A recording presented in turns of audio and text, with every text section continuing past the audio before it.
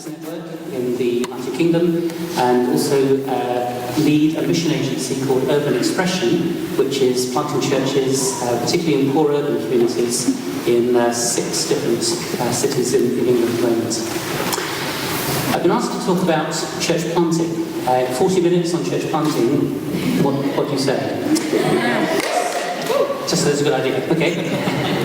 I would like to leave some time for questions. So I thought what I would do is just reflect with you a little bit on some of the lessons that we've been learning in Britain over the last few years about church planting. So I'm not trying to cover a huge amount of ground. 10 years ago, an Anglican colleague and I did some research into what had happened during the 1990s in church planting and wrote it up in a small booklet. 2 or 3 years ago we decided it was about time to do it again. And so last month our research was published looking back at church planting since the year 2000. And so what I want to do is to share with you some of the things that we discovered. The research is based in Britain rather than Sweden. So I don't know whether what we've discovered is relevant to you or not, but I'm hoping it might be. And if it isn't, well, it'll be time for you to tell me. But this was entirely a waste of time.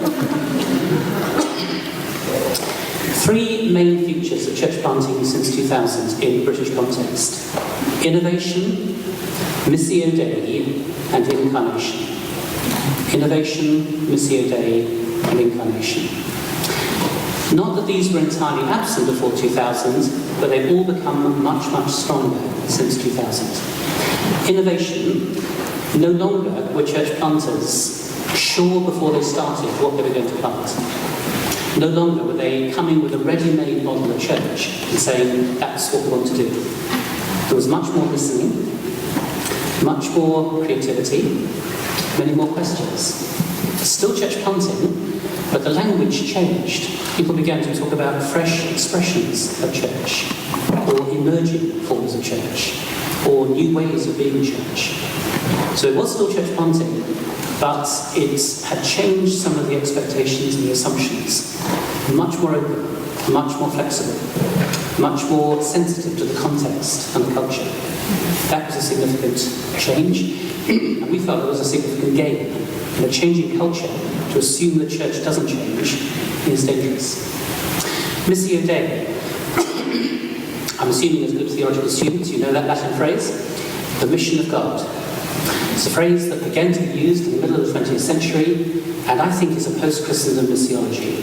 It's a way of thinking about mission that fits much better into our context than previous understandings. What Missio Dei says is that God is the missionary, and we join with God in mission. Not that we are the missionaries, and we ask God to join with us. And that seems to have changed the understanding and the approach of many church planters, who now recognise that they do not take God with them into a new community, but they find, or try to find, what God is already doing in that community. They go into a context recognising that God has been there before them, that God is already at work in the community, that there are already people and groups where God is at work, whether or not God is known. And that the role of the church planter is to find out what God is doing, to get involved, and to make some contribution. That has been a major difference. It's changed the way of thinking about church planting in lots of ways. Missio Dei probably also means there is less reliance on programmes, goals and strategies.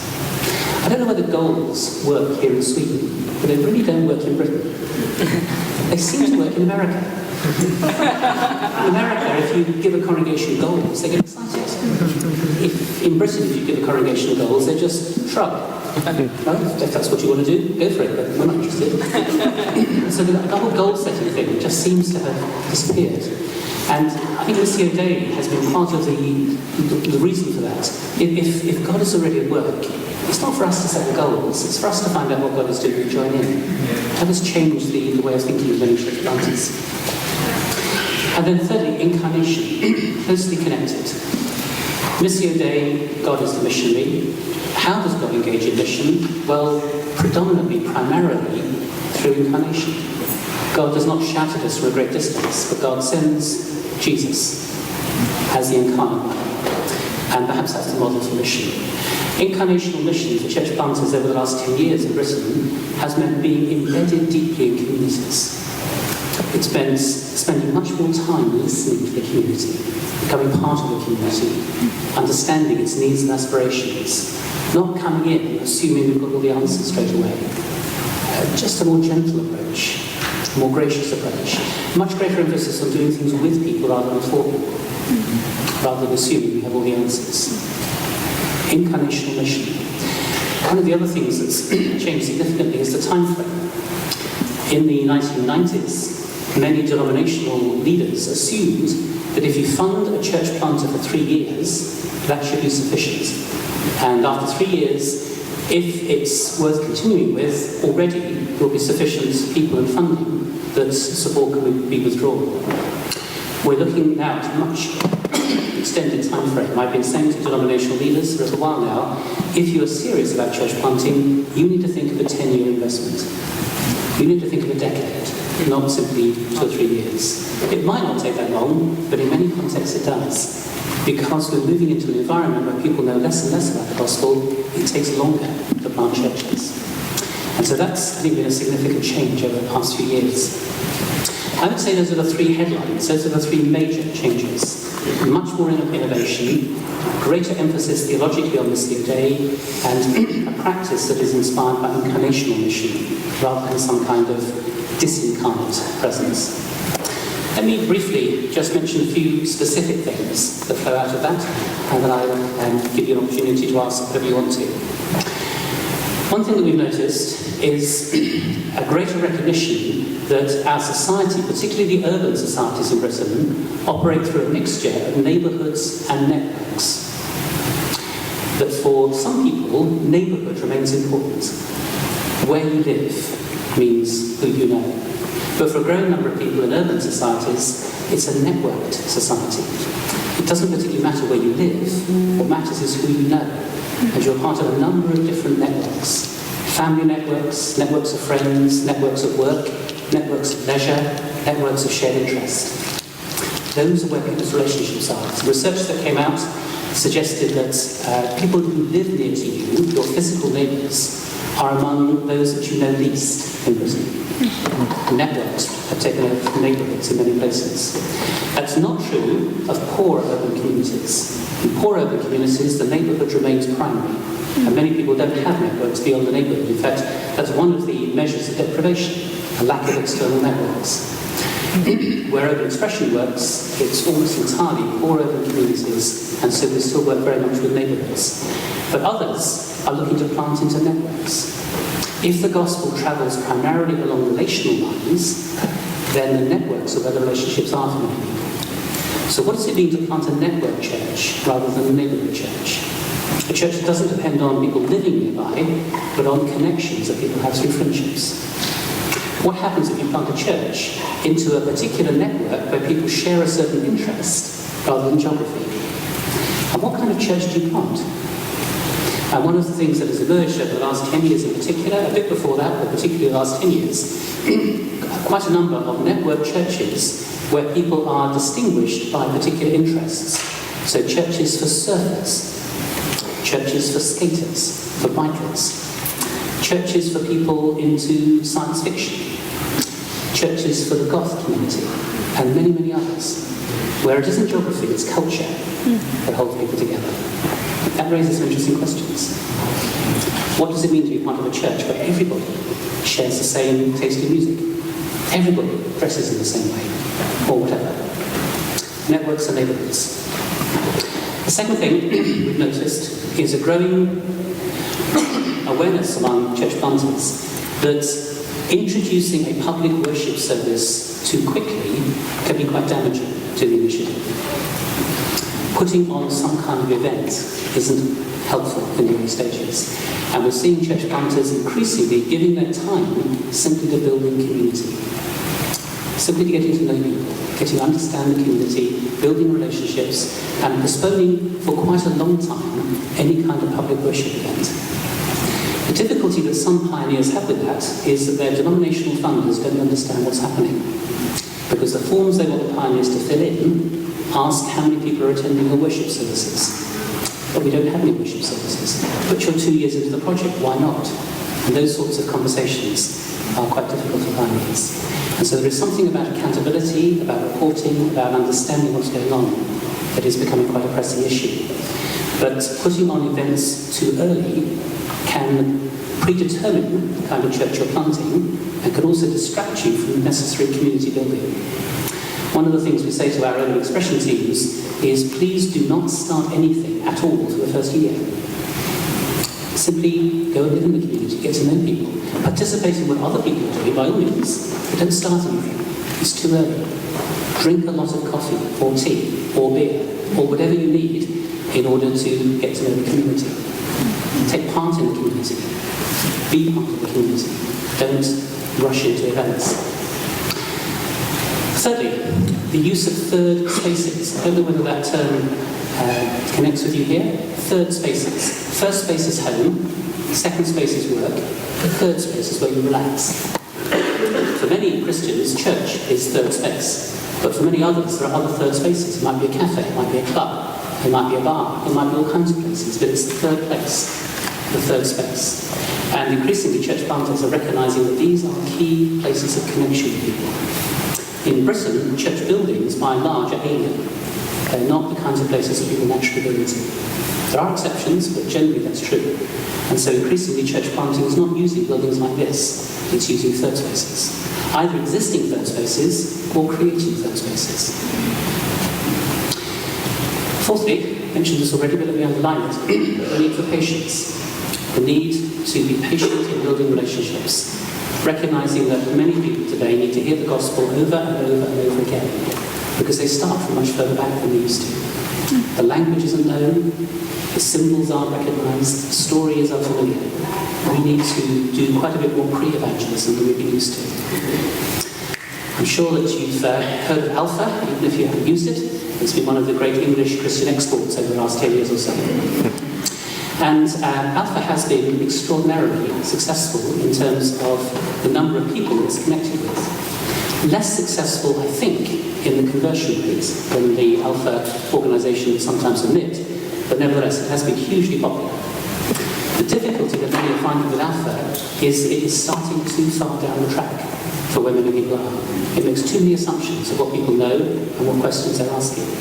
And we're increasingly picking up the need for pre-Alpha or pre-pre-Alpha or pre-pre-pre-Alpha courses. We've actually got to start a lot further back. Or actually, perhaps a different way of thinking about it. Alpha tries to provoke people to ask certain questions that we want to answer. It may be we need to change that and actually address the questions people are asking. A friend of mine was running Alpha quite successfully for a number of years in part of the Midlands in England. And he took a group of people through this Alpha course, none of whom were Christians at the beginning. And at the end of the course, which had gone very well, and they enjoyed being together, he was a very good cook, so the food was good as well. At the end of the course, they said to him, Daniel, thank you for this course, it's been interesting. Could we carry on meeting? Because we would like to ask the questions we want to ask now, rather than the ones you want us to ask. Which I thought was an interesting response. And to his credit, Daniel said, yes, let's carry on meeting. And I went over and did a couple of evenings with him. It was interesting, the conversations that took place, which were around quite different subjects from the ones that Alpha assumes people are interested in. So the need for patience and the need to think more carefully about where people are starting from. The need for balance between strategic and entrepreneurial church planting. The research we did looked at church planting in a number of different denominations, some of which were very strategic, top-down, hierarchical. They had plans and strategies, and they deployed church planters. Others, it was a free-for-all. It was just left to local churches to take the initiative. What we discovered was that neither whole was particularly healthy. It was better to have a mixture, some kind of strategic overview, but relying significantly on entrepreneurial energy. If it was left entirely for free-for-all, the problem was that churches got planted in the wrong places. They were only planted near thriving churches who had the resources to do it. It was a non-strategic way of planting. If you relied totally on a hierarchical top-down approach, very little happened at all. Lots of ideas, but there wasn't the energy to actually galvanise activity. So some kind of combination seemed to us to be important. The importance of separating support and accountability structures. One of the things we've noticed with encouragement over the last 10 years or so has been a great deal more support for church planters from those who deploy them, whether that's mission agencies or denominations or local congregations. There has been more support rather than leaving church planters isolated. There's also been more accountability, asking church planters to report back on what's happening. But we notice that there is a difficulty when you combine support and accountability, when the same people are involved in both. How can you be honest about the struggles that you're having if at the same time the person you're talking to about your struggles is responsible for deciding whether to keep funding you or not? That makes some difficult dynamics. So we have recognised the importance of separating out support and accountability. Not entirely, there need to be connections, but to have a group that is for you, supporting you, encouraging you, praying for you, and another group that is holding you accountable. Separating out those functions has seemed to be helpful in a number of situations. The importance of succession planning. One of the things that we said in our report 10 years earlier was it's much easier to start a new church than to carry it on. A lot of pioneering, a lot of new initiatives. But what happens 5 years, 10 years down? What then? And the importance of planning for that stage from early on seems to us to be important. And simply to recognise that there are at least two quite different kinds of church planters. There are some who plant a church and remain with it indefinitely. The term that's sometimes used for that is founding pastor. Somebody who plants and remains with the church and may never plant again. But there are also other kinds of church planters who are the serial offenders. These are the ones who just can't stop planting churches, they keep on doing it. Perhaps a more positive term is apostolic catalyst. These are the people who are very good initiators, but if you leave them anywhere too long, they'll start to damage what you planted. And there are people like that. They just need to keep moving. They're very good for 3 or 4, 5, 6 years, but after that, they just need to go and do a new project because they get bored. And it's a bit like a gardener who has planted a seed, and a little plant has begun to emerge. And they get impatient, they want to dig it up and replant it and repot it, and actually damages that plant, as they've done over time. So one of the things we are learning, I think, is the importance of those who deploy church planters, who support them and hold them accountable, to recognise when it's time to move on. If you move people on too quickly, you cause damage. If you keep the wrong people there too long, you cause damage. It's a difficult one, but it's an important issue. 2 more things, and then over to you. A growing interest in what people are calling simple church. Simple church. What's meant by that is something which is easily reproducible. Something that doesn't have lots of institutional structures. Something that relies heavily on every member participation. Something that probably operates primarily in homes. What people are interested in is whether it's possible to galvanise a church planting movement. So rather than just having church planting, is it possible to develop a church planting movement that is sustainable? And one of the reasons for asking that question is a recognition of what's happening in some other parts of the world, where there are church planting movements that seem to be now self-sustaining. So I was in Calcutta back in April and spent 2 days with an Indian evangelist who's the leader of a church planting movement that has planted some thousands of these simple house churches over the last few years. Thousands of them. Effectively 2 or 3 a week are being planted. A small team of us who were with it effectively were being used to plant a church in 2 days. Now that sort of thing doesn't happen in the West. But the question was, why not? Is it to do with a different culture, or is it to do with a different model? If we were to develop a simpler model of church, would we find it easier to galvanise church planting movements? I'm not sure. I think there's a lot to do with culture in that. But nevertheless, many people are now interested in exploring a simpler form of church.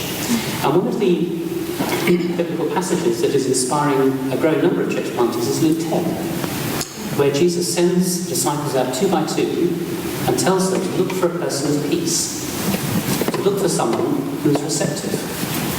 And The model that some church planters are using now is to say, well, we're not really interested in planting a church, we're looking for the people of peace. It's connected with Missio Dei, as you can, I'm sure, understand.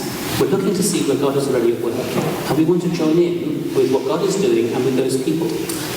And we're more interested in making disciples than we are in planting churches. There's a couple I know quite well in South Wales, in what must be one of the hardest areas of Britain to reach.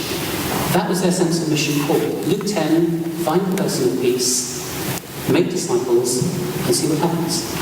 Church will presumably emerge at some point, but there's a significant shift between planting churches and making disciples.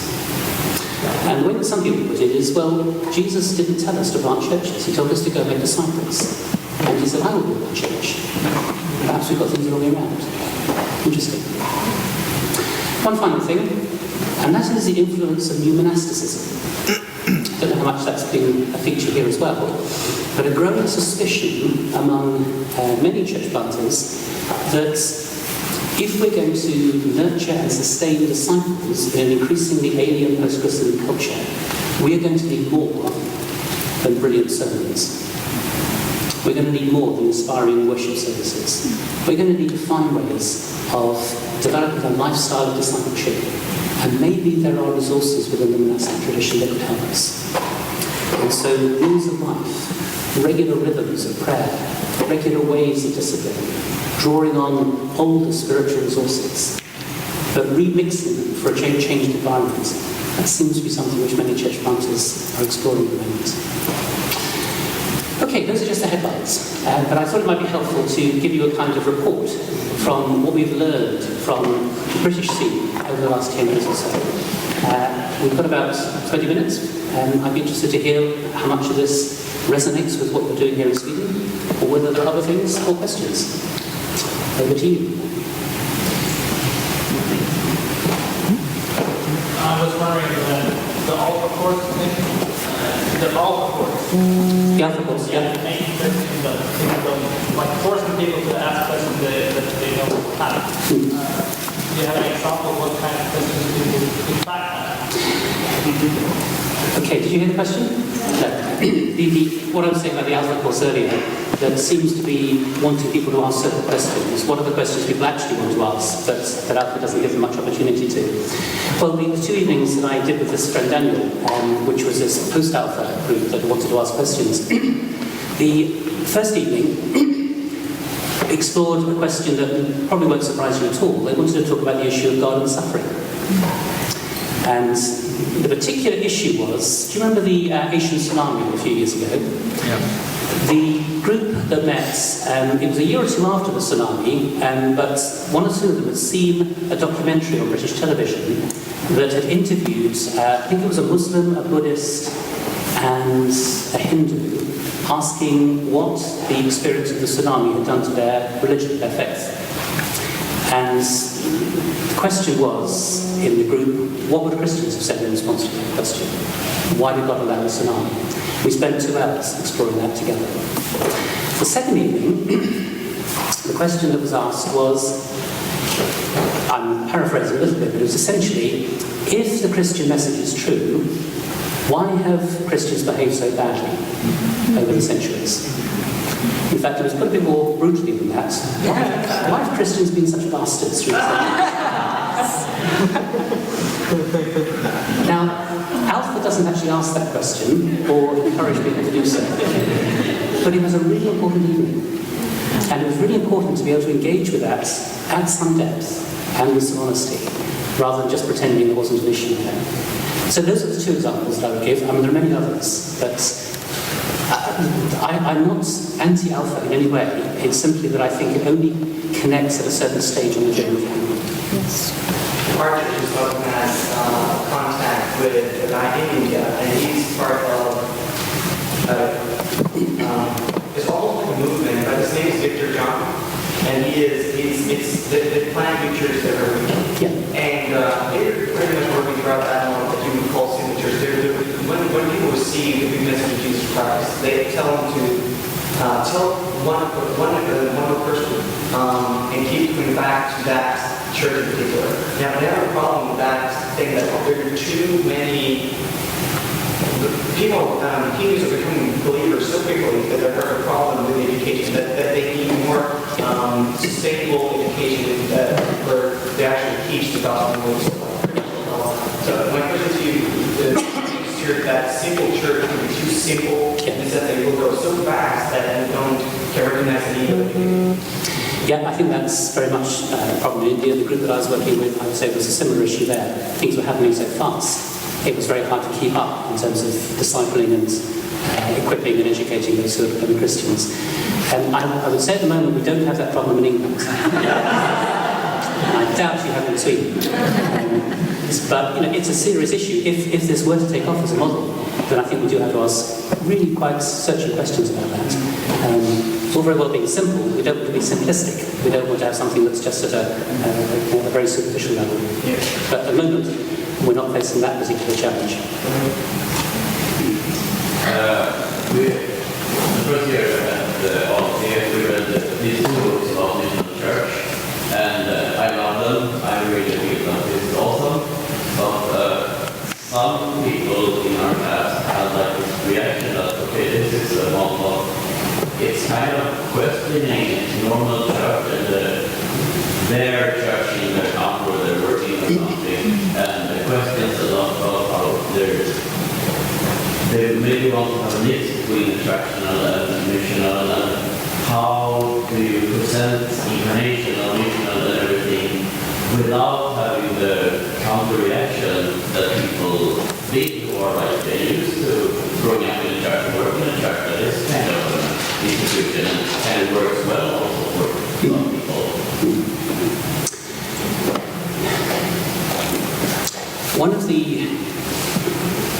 issues that people involved in missional church have been talking around for a number of years now is the opposition between what's called attractional church and incarnational church. Is that the kind of thing you're talking about? And the tendency in some of those books is to say incarnational good, attractional bad. And so we've all moved from attractional to incarnational. It seems to me that's problematic for two reasons. First of all, in some situations, attractional church is still working pretty well. And until we find something that works better, I'm reluctant to give up on it. The second thing is, I think our churches should aim to be attractive. Maybe not attractional all the time, but attractive.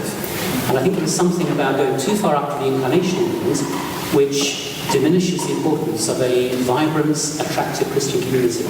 However far you go towards becoming part of the community, not starting services too soon, at some point, you do want to draw people into a community. And that community, therefore, needs to be living out the gospel in ways that are attractive. So I'm a little worried sometimes about the way in which these are posed. I think, secondly, to move a church from an attractional model, to use the language still, to a very different incarnational model is very difficult. And maybe more pain than is worth in many situations. And one of the reasons that I remain very committed to church planting is not because I've given up on existing churches, but because I think church planting is one of the ways in which existing churches can see alternatives. They can see models of new ways of doing things. And it seems to me that church planting is not just about more churches, it's about exploring new possibilities and offering models, worked out experiments of what church might be, so that churches that are more traditional can consider possibilities and decide what they could embrace and what they couldn't. In any community, there are certain things you can change and certain things that you know you can't change without a real battle. And some things that you really wouldn't try changing at all because you just destroy the community. All communities have those sort of boundaries. What I think church planting does is it gives an opportunity for churches to look at new possibilities and decide what aspects of this new thing they could embrace and at what speed and at what stage. So I do think it's possible to see church renewal, but I think you need something like the stimulus of church planting very often so that churches can see worked out examples of what it is they might be looking at. That's not a full answer to what you're saying, but it's an attempt to grapple with some of that. But I'm wary of this opposition between attraction and incarnation. I understand the reason for that language, and I realise that the Christendom church was so dominantly attractional that we need to move quite a long way away from that. But I don't want to lose something of the attractiveness of the Christian community, if of course our communities are attractive. But that then is the challenge. I was thinking about some of the things that Dan said, and I'm wondering, first, what are the greatest threats that you see in the church planting era planning? And the other thing I'm thinking about is, when you say innovation, I don't know about the expression that I've been looking around, it's quite a lot of focus on my part and so, and I noticed that in several church planting areas, especially in capitals. And in my situation and in Sweden, I see that, well, it is there, but it's, some words about how much that is part of the London Los thing, and how much work. Okay, the first question was about threats to church planting over the next decade, maybe. It's much easier to look back and learn lessons than it is to look forward and make predictions. One of the concerns that I have about innovation, and I'm wanting to affirm it as important, one of the concerns I have is that there is a danger that some church planters get so caught up with ecclesiology that they lose missiology. With ecclesiology that they lose the missiology. That it's all about creating a funky new form of church rather than really engaging the mission and community. I would suggest that missiology needs to come before ecclesiology. And I see in some of the innovation a tendency to become a bit more wrapped up in church than is particularly helpful. I think we still have a challenge that we've had for as long as church planting has been around. The tendency is to want to plant into the more affluent areas where you're more likely to plant a church quickly and you're more likely to have a sustainable model of church because the finance is there. I understand the reasons for doing that, but it just seems to me that if we're truly driven by Missio Dei and if we're truly driven by concern for the poor, good news to the poor, then we've got to find ways of breaking into poorer communities. And that remains an imbalance in much of the church planting work, I think, certainly in the UK. So those would be two things that I highlight. What was your second question? It was about... about the art of... Yeah, sure. But I think another aspect of Missio Dei has been a recognition that church planting is not just about church planting. Church planting, the creating of a new community, is one aspect of engaging in all that God is doing in the community. And so yes, a number of our teams have been involved in a whole range of things that probably wouldn't qualify directly as church planting according to all the textbooks. Quite a number of them have been involved heavily in environmental mission, in redeeming waste places, transforming physically some of the community. Some have been involved in mental health projects. Some have been involved in the arts community, as you noticed. So church planting, within our context anyway, has become broader. Now the danger of that is you can lose your focus, because there's so many things you can do. But in communities where the church has been largely absent for 3 generations, we're not going to plant churches quickly anyway. We might as well get embedded in the community and get involved in lots of other things that are demonstrating the good news through those involvements. And so starting church services has not been very high on the priority list. It's been more about building community, getting involved in these wider forms of mission. Yeah. We tried it in the Testament is that the church is supposed to be a glimpse of a community that goes beyond all social barriers in different statuses and classes. And then I'm wondering if we focus church planning on networks instead of neighborhoods, and won't we have a tendency to end up with the homogeneous, like a very similar group of people that are just together. Yeah. How does that then go together? Are we really displaying the gospel to the people Sure. if we're just hanging on to the It's a question that's often asked, and it's an important question, I think. I guess I'd answer it in 2 or 3 ways. First of all, if you look at many existing churches, they are more homogeneous than they sometimes admit. The difference is that they're homogeneous by accident rather than by design, whereas these are often homogeneous by design. But nevertheless, before we start pointing the finger too much at these new churches, we need to recognise the lack of diversity in some of our churches. The second thing is that many of those involved in these homogeneous churches would say this is the starting point, not the finishing point. this is where we're beginning, but we hope that things will change. So I was talking to somebody a little while ago who was planting a church among surfers in Australia. Church planting on the Gold Coast among surfers in Australia. Mission's hard work, isn't it? So someone's got to. And my question to him was along those lines. What's it going to be like having a church made up entirely of surfers? Is that actually a healthy form of community? And his two responses he gave me. First of all, he said the Australian male surfer is about as far away from the church as any member of our society. We've got to find somewhere reaching them. Secondly, actually these surfers do know people who aren't surfers. They have families, they have friends, and if we manage to connect with the surfing community, in time, we hope that this community will grow into something less homogeneous. So I think that's the response that many have made, that this is a necessary strategy to reach people the churches are not reaching, but it's not the end game, it's a stage of the journey. It's not a complete answer, but I think it's where many are coming from.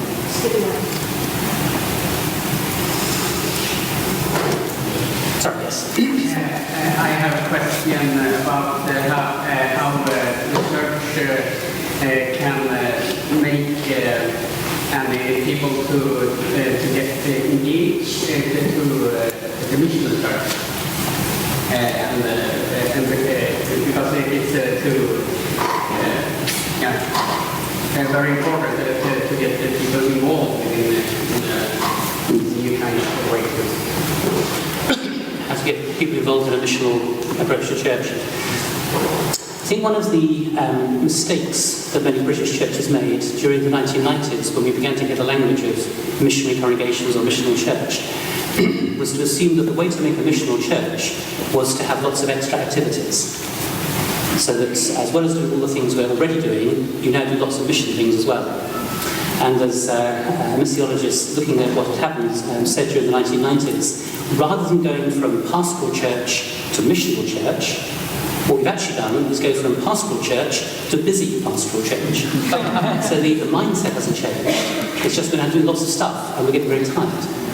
And I think we have begun to move beyond that and to understand that missional is about a way of thinking.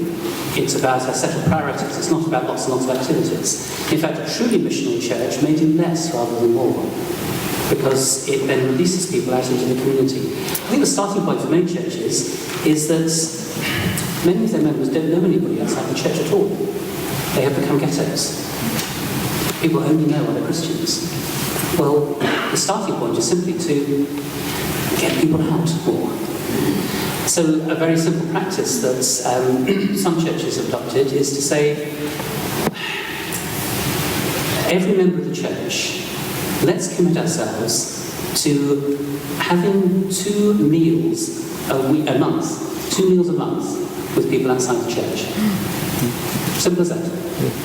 You haven't got to do an alpha course with them. You haven't got to evangelize them over the dessert. Just eat with them. Just spend time with them. Just get out of the church.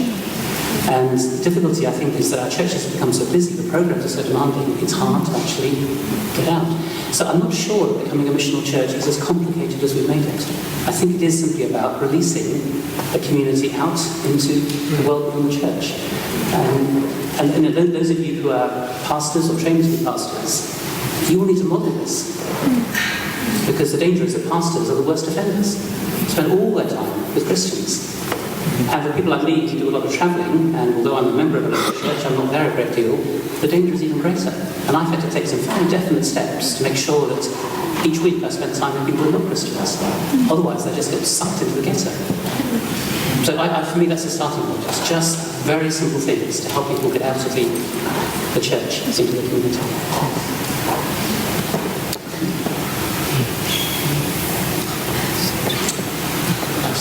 Okay?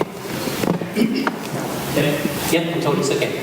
I'm just wondering, because I'm very into the relational information thing, and I'm just thinking that part of us saying takes a very long time these days in the church is to some point that we're excluding the science and wonders and the charismatic approach. And I'm just wondering, in your network, you see a lot of different approaches. how often do you see even amidst this street or within relations international politics, and how that also affects Did you get a question? No. It's really about the charismatic dimension, signs and wonders, healing on the streets. How does that fit in? Particularly if everything's going to take a long time. What about the dramatic breaking in of God? I wish we saw more of it. I think there's been a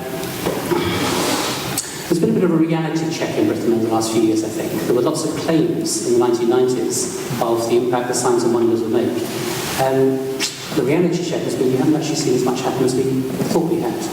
And so there's been a degree of caution about it, maybe a measure of cynicism. You know, the British are pretty good at cynicism, and there may be a drawing back from it further than we should have done. There are certainly some networks where that remains significantly important.